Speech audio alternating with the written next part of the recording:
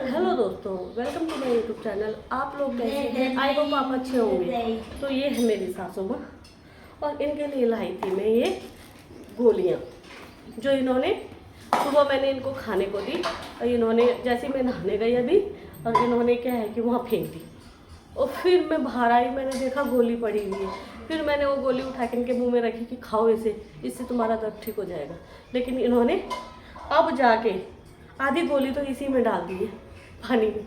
इन्होंने नहीं खाई, इतनी खतरनाक है ये गोलियाँ, नहीं खाती शुरू से ही, चाहे कितना भी दर्द हो इनको गोलियाँ दो और ये फेंक देती है। पता नहीं क्या आदत है इनको, ये गोलियाँ नहीं खाती। अगर अपने सामने बैठे रहो जब तक इन्होंने गोली घूटी नहीं, ये जीभ के नीचे रख देती है गोलियों को और फिर जैसे कोई इधर उधर जाए और ये उस गोली को उठा के फेंक दे।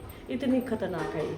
चाहे तुम 15 मिनट इनके सामने बैठे रहोगे, एक्टिंग करेगी मैंने गोली खा दी, और जैसे ही हम इधर उधर गए इनकी जीभ के नीचे रखी रहती है, ये उसको फेंक देती है। इतनी खतरनाक है। ये पिछले 5-6 दिनों से सो नहीं रही है, इसलिए मैंने डॉक्टर से दवाई लेके आई थी इनके लिए कि ये थोड़ा सा इनको दर्द नहीं होगा। लेकिन ये कहाँ मानने वाली है।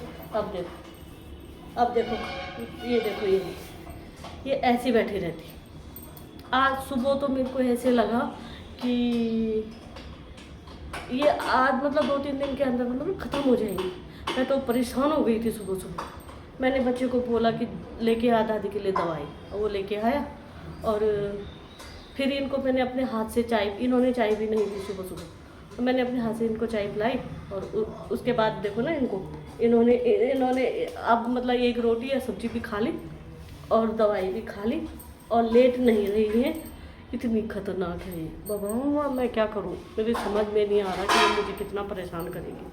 और कभी तो मेरे को लग रहा है कि मतलब बिल्कुल जाने वाली है, और कभी ऐसे लग रहा है कि अभी कुछ नहीं होने वाला है। कोई आया था इनको देखने के लिए अभी पड़ोस में, तो देख के ही बोला अभी कुछ नहीं होगा इनको। और मेरे को तो घबराहट होने लग जाती है कि अब ये इनको कुछ होएगा तो कैसे झेलूँगी इतना, और कैसे देखूँगी इनको मरता हुआ, क्योंकि मैंने ससुर जी को भी मरता हुआ देखा था। और बहुत ही ज़्यादा उस टाइम पे मतलब छोटी भी थी और मेरे से देखा ही नहीं जाती ऐसी चीज़ें, इसलिए मैं परेशान हूँ बहुत ज़्यादा। मेरे साथ 2 बच्चे हैं छोटे छोटे और कोई नहीं है, तो हम तीनों के तीनों बहुत ही अजीब से हो जाते हैं कि अब इनको झेलेंगे कैसे। और ससुर जी जब एक्सपायर हुए थे ना, तो रात को 12 बजे हो गए थे एक्सपायर। मैंने सबको फ़ोन किया, अपने रिश्तेदारों, कोई नहीं आया, किसी ने फ़ोन नहीं उठाया। और पूरी रात भर हम तीनों के तीनों, हम अड़ोसी पड़ोसी को भी नहीं बताया मैंने, क्योंकि सब सो गए थे। फिर मैंने कहा सबकी नींद डिस्टर्ब होगी, तो मैंने अड़ोसी पड़ोसी को भी नहीं बताया। और तो हम तीनों के तीनों अंदर भर मुर्गे थे। रात हम अकेले, दादा अंदर ख़त्म हो रखे।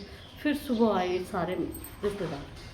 तो अब इनका भी मुझे डर लग रहा है कि अब इनके साथ भी पता नहीं क्या होने वाला है।